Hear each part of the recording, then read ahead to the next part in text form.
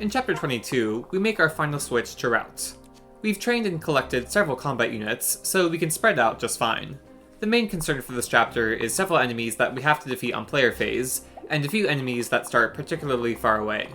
Shura has a 3-range Spies Yumi, and there are 4 enemies with siege weapons available, so we can't counterattack any of them.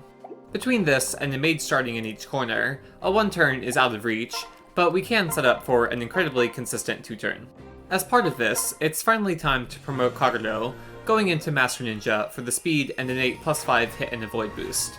We waited very long for this, but now she's gotten as much strength and speed as we can get her.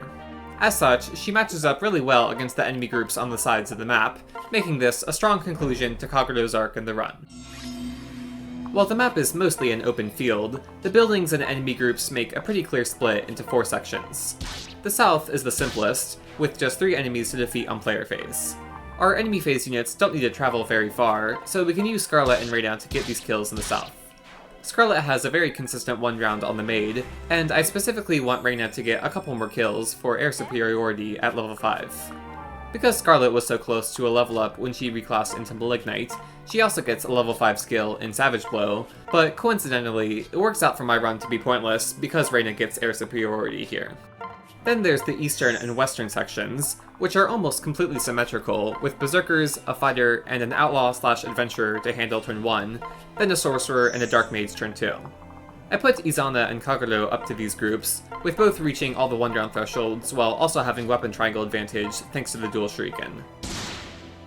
Finally, the northern group has berserkers and maids to defeat on enemy phase, in addition to 3 player phase kills for Shura and the adventurers. I have Saizo start us off, dealing with one of the adventurers while setting up for the enemy phase kills turn 1.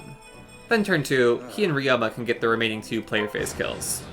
While Ryoma seems like he'd be better suited for enemy phasing any of these berserker groups, I keep him in the center because he can reliably 1-round Shura, and I'd rather have most of the northern experience go to Saizo. And it turns out, Saizo, Izana, and Kagero have almost near perfect reliability anyways. They all block at least 1 attack because of guard gauge, they need to get hit at least 3 times to be defeated, and I've pushed enemy hit rates down to roughly 20%. This is in part thanks to rally speed from Hinoka and rally luck from both Izana and Izama, which I was able to have hit everyone because of the tight starting positions and a shelter sing. The main thresholds of concern are Saizo and Kagero's damage against the berserkers. I had to give Saizo the second energy drop, as otherwise he would need a mid-map strength level up for the Silver Axe Berserker after Shura's Highwayman debuff. Then for Kagero, a +2 strength and speed meal means I was able to get away with an unpromoted Rinka as a para-partner. This means I can sell an extra Master Seal for 500 gold, but if you just get a +1 meal, then you have to promote Rinka for an extra point of strength. I'll also mention that you can even get away with promoting Kagero earlier in the run. She had already capped strength by chapter 19, so promoting her then would only make her fall short of doubling this chapter 22 adventure if you didn't have rally speed.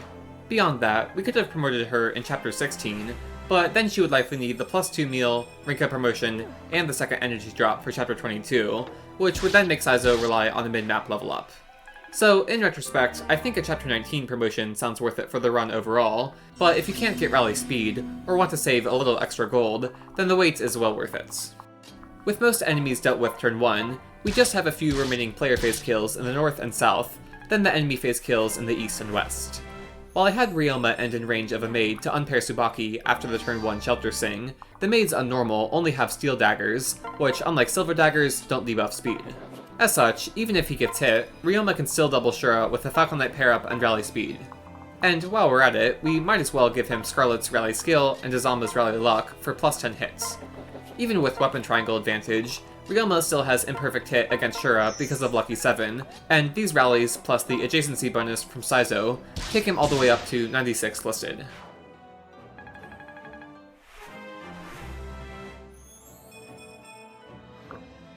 Saizo can easily 1-round the adventurer to clear the final enemy with access to a siege weapon.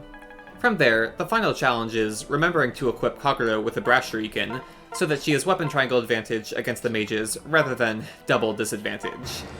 The amount of attempts I had to reset because I just ended turn with dual shuriken, well, it's not that many, but still, it's by far the biggest reason I had to reset the map. She and Izana just need to move forward turn 2, so even if they get hit twice by the Berserker group, they have an opportunity to heal the vulnerary.